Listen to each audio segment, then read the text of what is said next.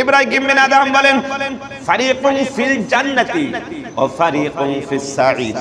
যখনই আমি এটা বললাম তখনই আমার মনের মধ্যে দিলের মধ্যে ভয় শুরু হয়ে গেল। আটলান্টিক মহাসাগরে যেমন বড় বড় ঢেউ হয়, যাওয়া কঠিন, বড় বড় জাহাজ তাও ভয় পায় না, পায় ভয় শুরু হলো, কম্পন শুরু হলো। এক দল যাবে জান্নাতে আর এক দল যাবে জাহান্নামে। ইব্রাহিম বিন আদহাম বলে এক দল যাবে জান্নাতে আর এক দল যাবে জাহান্নামে। আমার তখন থেকেই ভয় শুরু হলো। আল্লাহ, তখন থেকেই আমার কান্না শুরু হয়ে গেল। এক দল যাবে জান্নাতে আর এক দল যাবে জাহান্নামে। আমি ভয় পাচ্ছিলাম, আমি জান্নাতি দলের সঙ্গে থাকবো নাকি আমি জাহান্নামী দলের সঙ্গে আমি থাকবো। ভয়, কিসের রাজ্য, কিসের রাষ্ট্র, সব রেখে থুয়ে তিনি জঙ্গলের দিকে চলে গেল। কয়েকদিন ভর খোঁজাখুঁজি করলো, ইব্রাহিম বিন আদহামকে খুঁজে পাওয়া যায় না। কই, যত এমপি মন্ত্রী, যত বড় দামি মানুষগুলো সবাই ডাকলেন, খুঁজলেন, পাইলেন না। যায়া দেখে জঙ্গলের মধ্যে আলা বিযিকিরিল্লাহি তাতমাইন্নুল কুলুব, আলা বিযিকিরিল্লাহি তাতমাইন্নুল কুলুব।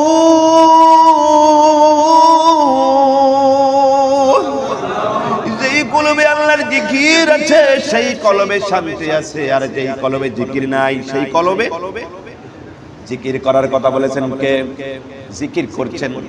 এমন সময় তার মন্ত্রী মহোদয় গেলেন সামনে, হুজুর আপনাকে খুঁজে পাওয়া যায় না, আপনাকে কোথাও পাওয়া যায় না, কারণ কি? আপনি চলুন রাজ্যে চলুন, রাজ্যের পরিস্থিতি ভালো না, আপনি চলুন। আর আমরা যদি হতাম মনে করতাম ও গেছে ভালো হয়েছে, এখন আমি এই চেয়ারে বসবো। কথা বলেন না কেন? এমন হতো কি হতো না? ও গেছে ভালো হয়েছে, রাজ্য এখন আমি।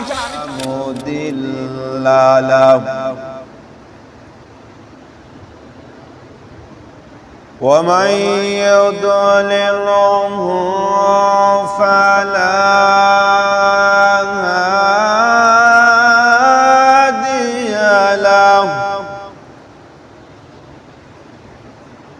ونشهد أن لا إله إلا الله ونشهد أن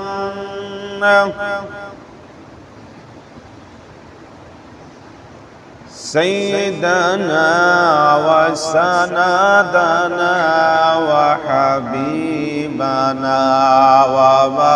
ومولانا محمد الذي أرسله بالحق بشيرا ونذيرا وداعيا إلى الله بإذنه وسراجا منيرا. فقد قال الله تعالى في كلامه المجيد وفي الفرقانه الحميد.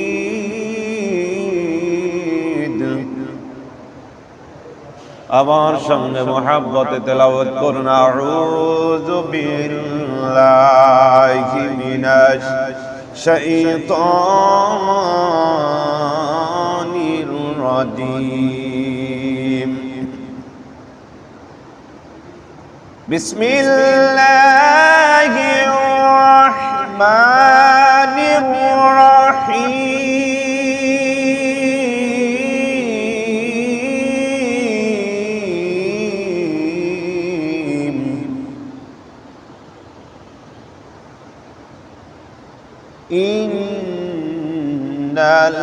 ইন্নাল্লাযীনা ক্বালু রাব্বুনা আল্লাহু ما استقاموا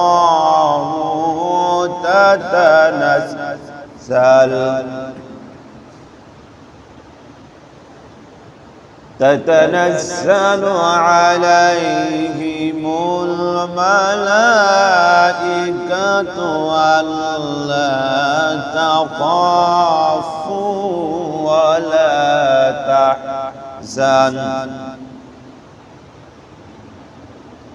ولا تحزنوا وأبشروا بالتي كنتم توعدون.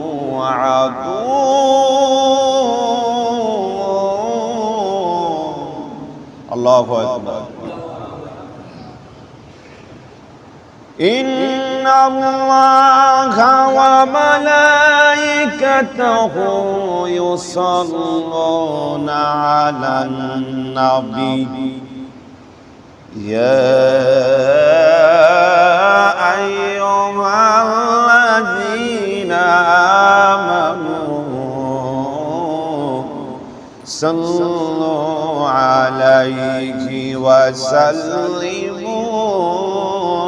تسليما. اللهم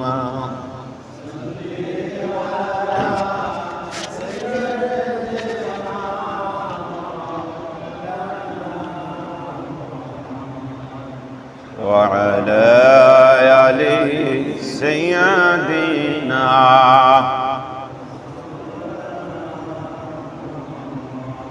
اللهم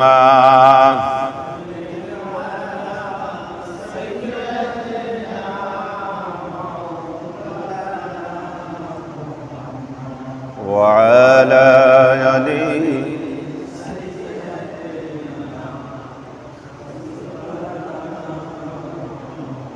চোখের পলকে তুমি হতে পারো লাশ, চিরতরে বন্ধ হবে তোমার নিঃশ্বাস। কথা বলেন ঠিক কিনা? চোখের পলকে তুমি হতে পারো লাশ, চিরতরে বন্ধ হবে তোমার নিঃশ্বাস। হবে আলম তোমারি নাম মসজিদের মাইকে, হবে আলম তোমারি নাম মসজিদের মাইকে। বাড়িওয়ালা নাই রে বাড়ি নাই রে দুনিয়াতে, বাড়িওয়ালা নাই রে বাড়ি নাই রে দুনিয়াতে, বাড়িওয়ালা নাই রে বাড়ি নাই রে দুনিয়াতে, বাড়িওয়ালা নাই রে বাড়ি নাই রে দুনিয়াতে। আল্লাহু আকবার। প্রশংসা করি মহান রব্বুল আলামিনের, যে মহান রব্বুল আলামিন যে রব, রব্বে কারীম জান্নাতি মেহমানদেরকে, চন্দ্রমাখা মুখদেরকে জান্নাতের টুকরায়, জান্নাতি বাগানে, জান্নাতি মসজিদে গুনাহ মাফের আশায় যে ঘরকে কেন্দ্র করে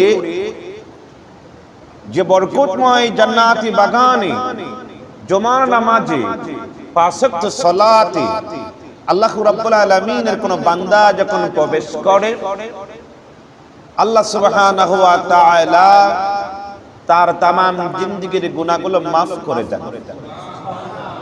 নিয়ত থাকতে হয় আল্লাহর উপরে। কার উপরে?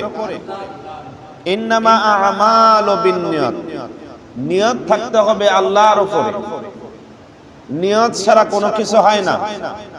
আপনি যেখানেই যাবেন আপনার আমার নিয়ত থাকতে হবে, অমুক জায়গায় যাব, অমুক কাজ করব। এছাড়া হঠাৎ করে কোনো কিছু করা যায় না। জুমার নামাজ আদায় করে কে কি করব এটা কিন্তু মাথায় নিয়েছি। ফজরের পরে, ফজর নামাজ পড়ার পূর্বে চোখ মেলে যখন তাকালাম, এই চোখ মেলে তাকানোর সুযোগ হতেও পারে, নাও পারে। আপনি আমি যখন ঘুমিয়েছিলাম, যখন ঘুমের মধ্যে ছিলাম, আপনি আমি কিন্তু একটি দোয়া পড়েছি ঘুমের সময়। ঘুমের দোয়াটা কি বলতে পারবো কি?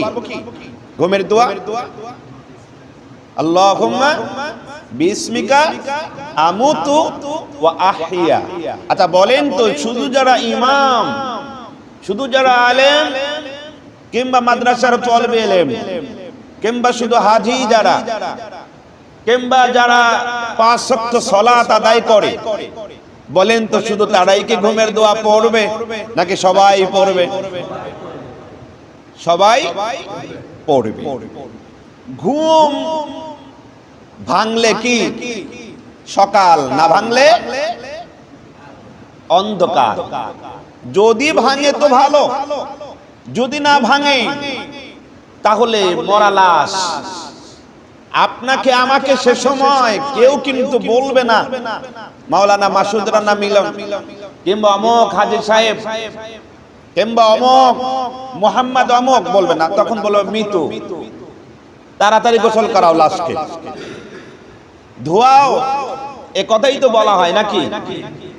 তার মানে হলো এই যে ঘুমালাম, এই ঘুম ভাঙতেও পারে নাও পারে। বাস্তবতা প্রমাণ হলো। বিশ্বাসটা কেমন করে আসে একবার খেয়াল করেন। সকাল হলো, ফজর নামাজ আমরা অনেকেই অনেক মসজিদে 5:30 পড়েছি, অনেকেই 5:25 পড়েছি, অনেকেই 5:35 ফজর নামাজ পড়ে থাকে। দেখেন, ফজর নামাজ পড়ার পর থেকে পেটের মধ্যে একটা জায়গা আছে, সেটা খাবার জন্য খুব ক্ষুধা লাগে, তৃষ্ণা লাগে। সকালেই নাস্তা করা নিয়ে ব্যস্ত হয়ে পড়ি। সকালে কিছু না খেলে থাকতে পারি না, নাস্তা করতেই হবে। কোনো কিছু না থাকলেও একটি বিস্কিট, একটি চা খাই কি খাই না? এটা খাই। তারপরে 8টা, 8:30 থেকে 7:30 থেকে খাবার শুরু। ভাত, রুটি, যা প্রয়োজন, যতটুকু প্রয়োজন এই খাবারগুলো খাই।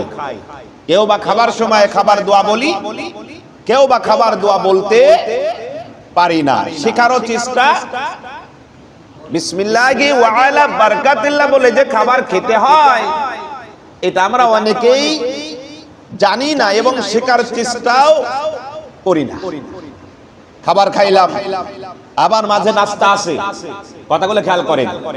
আবার জোহরে খাবার আছে, মাঝে নাস্তা আছে, তারপরে রাতের খাবার আছে। আচ্ছা বলেন তো, রাত আর দিন দিয়ে কত ঘন্টা? 24 ঘন্টা। আমি এর পূর্বেও কিন্তু বলেছিলাম লা ইলাহা ইল্লাল্লাহ কালেমা ব্যাখ্যা দিয়েছিলাম। কালেমার মধ্যে 12টি 24টি অক্ষর আছে। তো রাত যেমন 12 ঘন্টা, দিন তেমন 12 ঘন্টা। আপনি ঘুমিয়ে গেলেন ইশার পরে 9টায়, 8:30টায়, অনেকে 7:30টায়, অনেকে 11, 12টা, 2টায় ঘুমিয়ে যায়। যাই কি যায় না? ঘুমিয়ে যখন যাই, হঠাৎ করে চেতন পাই, পায়া দেখি সকাল 8টা বেজে গিয়েছে। অনেকে চেতন পেয়ে দেখি 10টা, 11টা বেজে গিয়েছে। ওই যে মোবাইল দেখে দেখে ঘুমিয়েছে।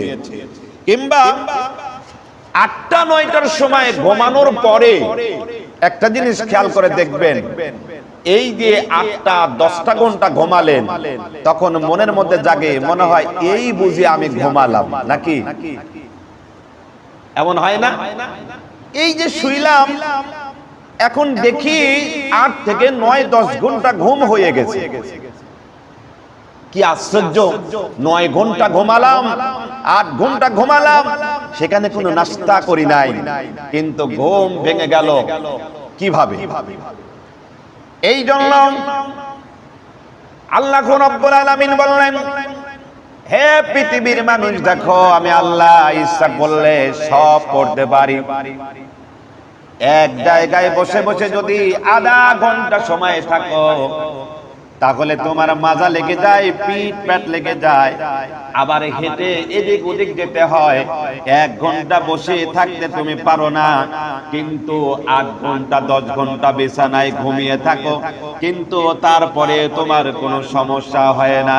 মনে হয় এই মাত্র ঘুমালাম, আমার ঘুম ভেঙে গেল, ভালো ঘুম হয় না। এই কথা বলেন ঠিক কিনা?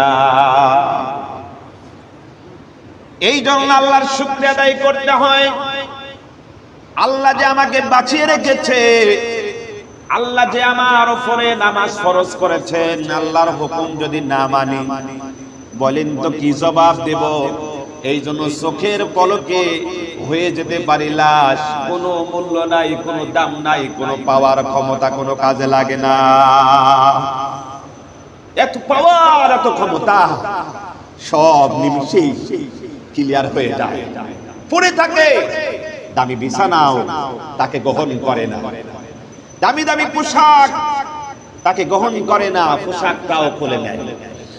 এত দামি দামি দেখেতে কত সুঘ্রাণ মাখি, সেগুলো আমার কোনো কাজে লাগে না। এত দামি টুপি, জুব্বা, পাঞ্জাবি, শার্ট, প্যান্ট যা কিছু পরে থাকি, সব কিছু নিয়ে নেয়, নিয়ে নেয়, কোনো সুযোগ নাই। আল্লাহ বললেন, ইন্নাল্লাযীনা ক্বালু রাব্বুনাল্লাহ, আল্লাহু আকবার বলেন,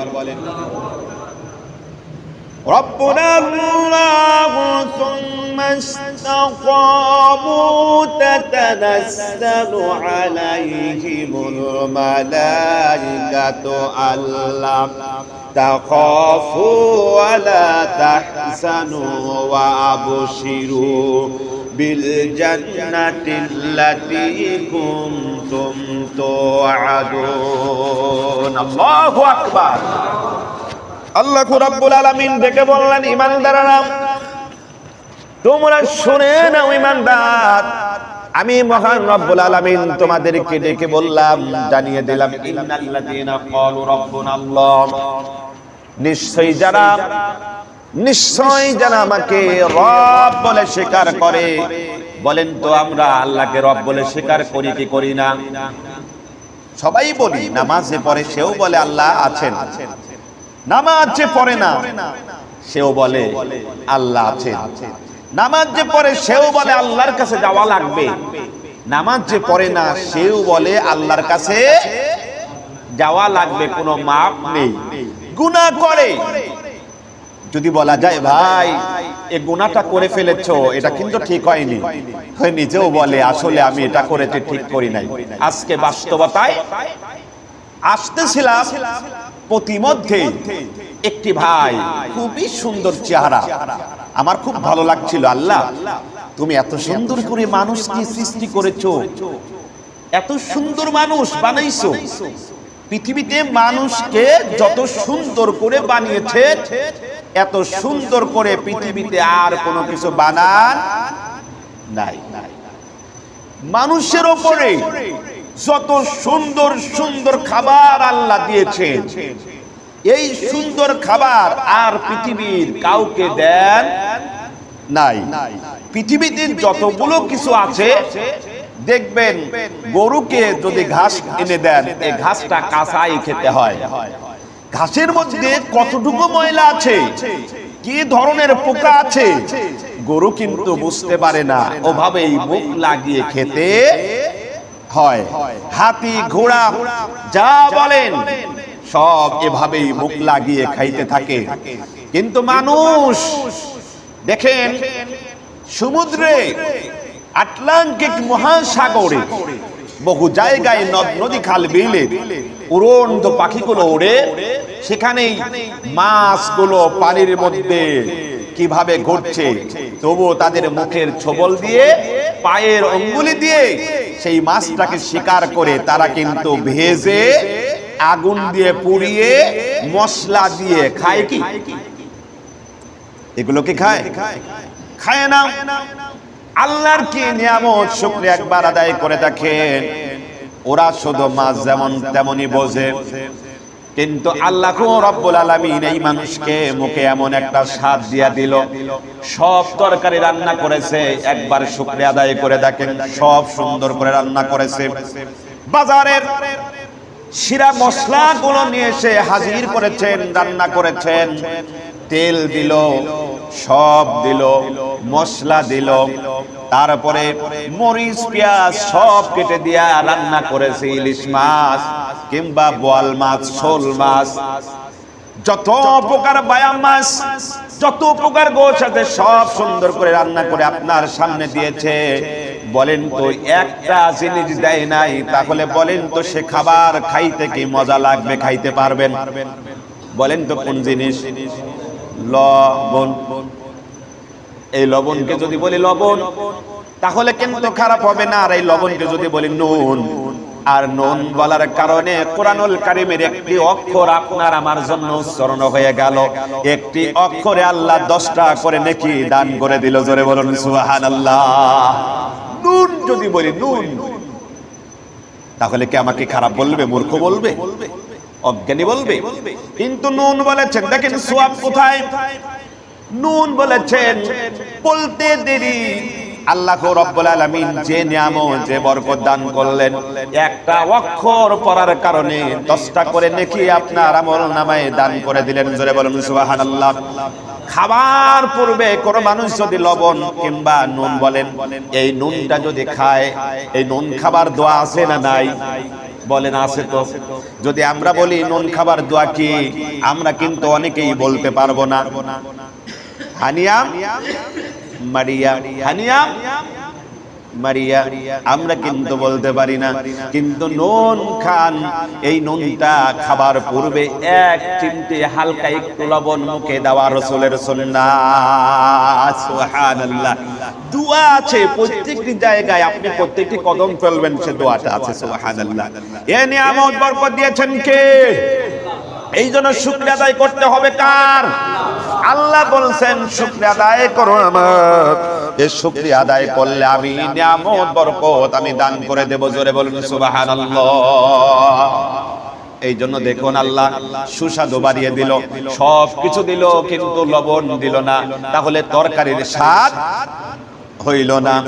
আপনি জীবনে নামাজ এক ওয়াক্ত কাজা করেন নাই, আপনি একদিনও আল্লাহর যত গোলামি আছে সব করেছেন, সব কাজ করেছেন, করার পরে আপনি আমি যদি মিথ্যা কথা বলি, সুদ খাই, অন্যায় অত্যাচার করি, ব্যভিচারী করি, বলেন তো আমার আল্লাহ কি আপনাকে আমাকে ভালোবাসবেন? বলেন ভালোবাসবেন কি? ব্যাগ বোঝাই বাজার করেছি, ওই ব্যাগ বোঝাই বাজার করবার পরে ব্যাগে ওপরে যেভাবে বিভিন্ন মাছ গোশ ঢোকালাম, সবজি প্রবেশ করালাম, বলেন তো ব্যাগের যদি তলা না থাকে, সারা জিন্দেগিতে ওই ব্যাগের মধ্যে যত কিছু ঢোকান, বলেন তো ভরাট হবে? সম্ভব? ভরাট হবে না। এই জন্য আল্লাহ বললেন আমি তোমাকে এত সুন্দর করে বানালাম, ইবাদত বন্দি করার কারণে তুমি মিথ্যা কথা বলবা না, অন্যায় করবা না, অত্যাচারী করবা না, মানুষের সঙ্গে সগলখড়ি করবা না, অহংকারী করবা না, অত্যাচারী করবা না। এ বান্দা তুমি মরতে দেরি, এই মানুষগুলো তোমাকে ভালো বলবে, আর ভালো বললেই তোমার জন্য জান্নাত। وكان حقا علينا نصر المؤمنين।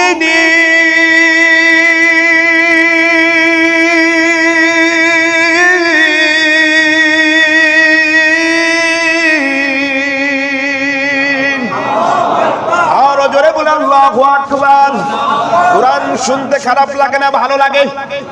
জোরে বলেন কি মজার মধ্যে কোরআন রয়েছে। যত বেশি তেলাওয়াত করবেন চোখে পানি আসবে। কারণ হলো কোরআন একজন ইমানদারদের জন্য এসেছে, কোরআন এসেছে নাজাতের জন্য, কোরআন এসেছে শান্তির জন্য।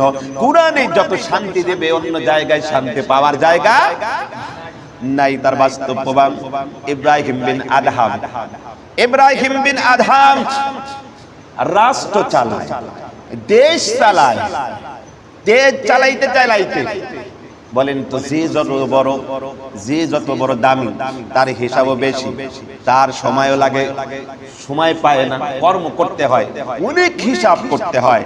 কারণ দেখবেন যে বড় চাকরি করে, হিসাবের চাকরি করে, কারণ ওই হিসাবটা টোটালে ক্লিয়ার করতে হয়। ইব্রাহিম বিন আদহাম রাষ্ট্র চালায়, এত মুহাব্বতের রাষ্ট্র, এই রাষ্ট্রকে এত ভালোবাসে, জনগণের পাশে থাকে, একটুকে ছাড়ে না। কার কি প্রয়োজন সব মেটায়, যার যেটা সমস্যা সব দূর করে দেয়, সবার বিচার প্রায় সমান করে, কাউকে কোন রকম বিচারে ত্রুটি। বলেন তো আমি টুপি মাথায় দিয়া জুব্বাকাই দিয়া আমি যদি মিথ্যা যদি বিচারের রায় দেই, তাহলে কি কেউ দেখে না? দেখেন কে? কেউ জানে না, জানে কে? আল্লাহ বলেন সব জানে আমি, সব বুঝি আমি, ফাঁকি দেওয়ার সুযোগ নাই। দুনিয়ার মানুষকে ফাঁকি দিছো, কিন্তু আল্লাহকে ফাঁকি দেওয়া সম্ভব? ইব্রাহিম বিন আদহাম বলেন আমি রাষ্ট্র চালাই, সুন্দর করে চালাই, প্রত্যেকে আশা আকাঙ্ক্ষা পুরা করি, কিন্তু আমি এমন একটা সময় একটি আয়াত পড়তেছিলাম, তেলাওয়াত করতেছিলাম, দেখেন বাদশা হয়া, রাজা হয়াও কোরআন পড়ে, আছে না নাই? কোরআন কি রাজা বাদশারা কি পড়বে না? নেতারা কি পড়বে না? সবাই পড়বে, সবার জন্য কোরআন, সুবহানাল্লাহ, সবার জন্য নামাজ। নামাজ কিন্তু কারোর সাথ নেই, ধনী গরিব যে যতই দায়িত্বশীল হোক না কেন, নামাজ, কোরআন তেলাওয়াত, সত্য কথা, হালাল, এটা সবার জন্য সমান। ইব্রাহিম বলেন আমি রাষ্ট্র চালাই, হঠাৎ করে দেখলাম কোরআনুল কারীমের আয়াত, ফারিকুম ফিল জান্নাতি ওয়া ফারিকুম ফিস সাঈর, ফারিকুম ফিল জান্নাহ ওয়া ফারিকুম ফিস সাঈর।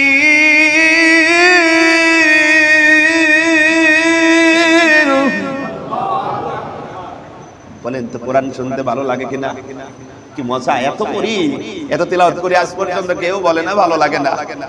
আবু জেহেল নবীকে কথা বলতে দেয় নাই, ইসলামকে মেনে নেয় নাই, কষ্ট দিয়েছে, তারপরেও রাতের গভীরে যখন নবীজি কোরআন তেলাওয়াত করতেন, আবু জেহেল ঘরের কোনায় যায় রেডি, কোরআন তেলাওয়াত শুনতেন। উতবা সাইবা কোরআন তেলাওয়াত শুনতেন, মজা পাইতেন, ভালো লাগে, কারণ সওয়াব আছে। ইব্রাহিম বিন আদহাম বলেন ফারিকুন ফিল জান্নাতি ওয়া ফারিকুন ফিস সাঈর। যখনই আমি এটা বললাম, তখনই আমার মনের মধ্যে, দিলের মধ্যে ভয় শুরু হয়ে গেল। আটলান্টিক মহাসাগরে যেমন বড় বড় ঢেউ হয়, যাওয়া কঠিন, বড় বড় জাহাজ তাও ভয় পায়, পায় না? পায়, ভয় শুরু হলো, কম্পন শুরু হলো। এক দল যাবে জান্নাতে, আর এক দল যাবে জাহান্নামে।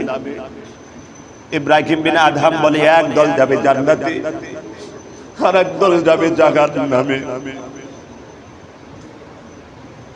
আমার তখন থেকেই ভয় শুরু হলো, আল্লাহ, তখন থেকেই আমার কান্না শুরু হয়ে গেল। এক দল যাবে জান্নাতে, আর এক দল যাবে জাহান্নামে। আমি ভয় পাচ্ছিলাম, আমি জান্নাতি দলের সঙ্গে থাকবো নাকি আমি জাহান্নামী দলের সঙ্গে আমি থাকবো। ভয়। কিসের রাজ্য, কিসের রাষ্ট্র, সব রেখে থুয়ে তিনি জঙ্গলের দিকে চলে গেল। কয়েকদিন ভর খোঁজাখুঁজি করলো, ইব্রাহিম বিন আদহামকে খুঁজে পাওয়া যায় না। কই? যত এমপি মন্ত্রী, যত বড় দামি মানুষগুলো সবাই ডাকলেন, খুঁজলেন, পাইলেন না। যায়া দেখে জঙ্গলের মধ্যে আলা বিযিকিরিল্লাহি তাতমাইন্নুল কুলুব, আলা বিযিকিরিল্লাহি তাতমাইন্নুল কুলুব।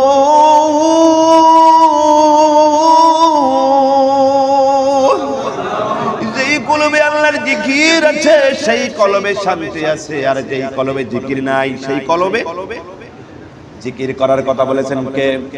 জিকির করছেন।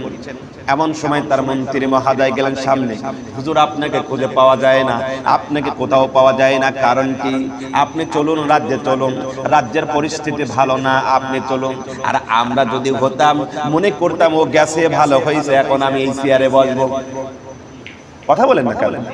এমন হতো কি হতো না? ও গেছে ভালো হয়েছে, রাজ্য এখন আমি চালাবো, ও গেছে ভালো হয়েছে এটা আমি করব। কিন্তু তাদের মধ্যে এমন হিংসা বিবাদ ছিল না। সুবহানাল্লাহ। ডাকলেন, যায় বললেন হুজুর চলেন। বলল আমি আর যাব না। বলল কেন যাবে না? বলল যাব না। বলল কেন যাবে না, কারণ কি?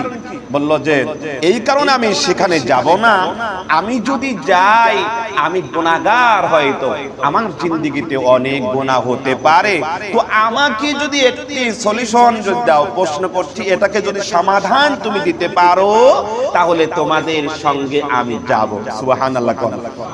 তোমাদের সঙ্গে আমি যাব, তাছাড়া আমি যাইতে রাজি নেই। এবার মন্ত্রী বলছে কি বলেন হুজুর? সেনাপ্রধান বলছে বলেন কি হুজুর, কি বলতে চান? সুন্দর করে বলছেন ফারিকুম ফিল জান্নাতি ওয়া ফারিকুম ফিস সাঈর। সুবহানাল্লাহ। বলছে এক দল যাবে জান্নাতে আর এক দল যাবে জাহান্নামে। তুমি যদি বলতে পারো আমি জান্নাতি দলের মধ্যে, তাহলে আমি যেতে পারি। আর যদি বলো যে না, তাহলে আমি এইটা ছেড়ে যাব না, এই রাজ্য ছেড়ে যাব না, আল্লাহর রাজ্য এইটাই থাকবো। যখন এভাবে কথা বলতেছিলেন উনি বললেন যে আসলেও তো বাস্তবতা, আমার দ্বারা যদি সমাজে অন্যায় হয়, আমার দ্বারা যদি রাষ্ট্রের কোনো মানুষ ক্ষতিগ্রস্ত হয়, আমার দ্বারা যদি কোনো মানুষের কাছে অনিয়ম যদি হয়, জিনার ব্যভিচারী যদি না করতে পারি, সুদে ঘুষের ব্যভিচারী যদি আমি না করতে পারি, তাহলে আল্লাহর কাছে কি জবাব দিতে পারবো? বলেন দিতে পারবো? আমি যে মসজিদের ইমাম হয়েছি, আমার জায়গা থেকে বলি, আমি যে ইমাম হয়েছি, আমি আপনাদের মসজিদের ইমাম বানিয়েছেন আপনারা। এখন আমি ইমাম হিসাবে আমার দায়িত্ব সকল মুসল্লিদেরকে কুরআন দিয়ে ইসলাম দিয়ে বোঝানো। বলেন এটাই কি? এবং যে নামাজ পড়ে না তাকে নামাজের জন্য আহ্বান করা, তাকে ডাকা। যে মিথ্যা কথা বলবে তাকে বুঝিয়ে সত্যর পথে ডাকা, ন্যায়ের পথে ডাকা। কিয়ামতের ময়দানে এই মহল্লাবাসী যদি একবার বলে আমাদের মসজিদের ইমাম সাহেব ছিল, ইমামতি করেছে ঠিকই, কিন্তু আমাকে কোনোদিনও ডাকে নাই, আমাকে কোনোদিনও ভালো কথা বলে নাই, আমাকে কোনোদিনও, আমি অন্য পথে ছিলাম, সে পথ থেকে আমাকে পরিবর্তন করার চেষ্টা করেন নাই, কিয়ামতের ময়দানে এই ইমামকে সাইজ করার জন্য আছেন কে? বলেন আছেন কে? ইমামকে কিন্তু সেদিন ছাড় দিবে না, কোনো সুযোগ থাকবে না। এই জন্য যে যত বড় হবে তার দায়িত্বও বেশি, হিসাবও বেশি হবে। এই জন্য আসুন আল্লাহ রাব্বুল আলামিনের দ্বীনের পথে, কোরআনের পথে, ইন্না দ্বীনা ইনদাল্লাহিল ইসলাম, ইসলামের মধ্যে যত শান্তি আছে এত শান্তি পৃথিবীতে আর কোথাও। তো আমি যে ছেলেটার কথা বলতেছিলাম, প্রতিমধ্যে আসতেই আমি চা খাচ্ছিলাম, তো ছেলেটা অত্যন্ত সুন্দর। তো আমি বসেই আমি একটি বিষয় নিয়ে আলোচনা করতেছি, বলতেছি আমরা অনেকেই আছি সমাজে, দেখা যায় বাবারা বাস্তবতা, যে ডান হাত দিয়ে কোনো খাবার না খেয়ে কিংবা বাম হাত দিয়ে অনেক খাবার খায়, এমন আছে? দেখছেন কি আপনারা? বাম হাত দিয়ে চা খায়, ডান হাত দিয়ে খায় না। ডান হাত কি সমস্যা? এমনকি দেখছেন? তো আমি বিষয় নিয়ে বলতেই হঠাৎ করে ওই ভাইজান মুখে এত বড় বড় দাড়ি রাখছে, তো দাড়ি রাখছে, সাথে চা খাচ্ছে, আর পাশে এত বড় একটা সিগারেট ধরাইছে। তো এই সিগারেট খাচ্ছে, তো চাও খায়, সিগারেটও খায়। বলেন তো সিগারেট খাওয়া জায়েজ নাকি সওয়াব নাকি গুনাহ? গুনাহ। আচ্ছা বলেন, এখন ভাইকে বললাম ভাই আমি জোর করব না, আমি আপনাকে কষ্টও দেব না, আঘাত দিয়েও কোনো কথা বলবো না। ভাইজান আপনাকে এত সুন্দর চেহারা দিয়েছেন, মুখে ইয়া বড় দাড়িও রেখেছেন, বলেন তো যে এই সমাজের সবচেয়ে বেশি খারাপ, একেবারেই খারাপ, মদ খায়, জুয়া খেলে, ফেন্সিডেল খায়, বিভিন্ন কিছু করে, এক ওয়াক্ত নামাজও পড়ে না, কোনো কিছুই করে না, ওই মানুষও যদি আপনাকে দেখে, তাও যদি আপনাকে যদি বলে ভাই মুখে তো ইয়া বড় দাড়ি রাখছেন, কিন্তু ভাই আপনি এত বড় সিগারেট টানতেছেন, এটা কি ঠিক? আপনি কি জবাব দিতে পারবেন? তখন বলছে না ভাই আমি জবাব দিতে পারবো না, চোখে সলসল পানি। বলছে ভাই আমি আসলে জিন্দেগিতে অনেক ভুল করে ফেলেছি, আশা করি আমার এই কথাটা মনে থাকবে। বললাম ভাই আপনার যে মাথায় যে টুপি থাকবে টুপিও খুলে নেওয়া হবে, পাঞ্জাবি জুব্বা শার্ট প্যান্ট যা থাকবে সব খুলে নেওয়া হবে, ভাই মাথায় যে সুতা থাকবে সে সুতাটাও খুলে নেওয়া হবে। কিন্তু ভাই এই যে দাড়ি রাখছেন না, এই দাড়িটা থাকবে। একটা দাড়িতে কত সওয়াব, একটা দাড়ির সঙ্গে কত ফেরেশতারা আল্লাহর জিকির করে আপনি কি জানেন? বলল ভাই ইনশাআল্লাহ ইনশাআল্লাহ আজ থেকে তওবা করব ইনশাআল্লাহ, আমি আর এই দাড়ি রেখে কোনো বিড়ি সিগারেট তো খাবই না এবং আমি পারতপক্ষে চেষ্টা করব। ভাই আমি বললাম আপনি একটা সাদা পোশাকে ওই পাশ থেকে সিগারেটটা নিয়ে এই পাশ থেকে হালকা করে টান দিয়ে দেখবেন ওই সিগারেটের কি এক ধরনের ধোঁয়াগুলো ওখানে এক ধরনের স্পট পড়ে গিয়েছে। বানিয়ে বলছি। বললাম ভাই আপনার দেহের মধ্যেও এমন কিছু নষ্ট হয়ে যায়, ডাক্তার নিষেধ করে। আপনি যে সিগারেটের প্যাকেটে সিগারেট খান ও সিগারেটের প্যাকেটেও লেখা রয়েছে ধূমপান স্বাস্থ্যের জন্য, ধূমপান স্টপ করে, ধূমপান ক্যান্সার, আছে কিনা বলে। তো বললাম ভাই এখান থেকে পরিবর্তন হয়ে যায়, আমরা ঠিক হয়ে যাই। তো আসলে জোর করে ধুমুক দিয়া মাইরা ধইরা কাইটা আঘাত দিয়ে মানুষকে পরিবর্তন করা যায়, মানুষকে পরিবর্তন করা যায় নবীজির ইসলাম দিয়ে, কোরআন দিয়ে। এভাবে যদি মানুষকে যদি ন্যায়ের পথে সত্য কথা যদি বলা যায় ইনশাআল্লাহ মানুষের মধ্যে পরিবর্তন আসবেই আসবেই, মানুষ ভালো হয়ে যাবে। আল্লাহুম্মা আমিন। আল্লাহ তাআলা কবুল করে নিক। আমরা যারা সালাত পড়তে এসেছি আমল করব, আল্লাহর গোলামি করব, আল্লাহর তাবেদারি করব, শেষ ভালো তার সব ভালো তার, এটা চাওয়ার দরকার আছে না নাই?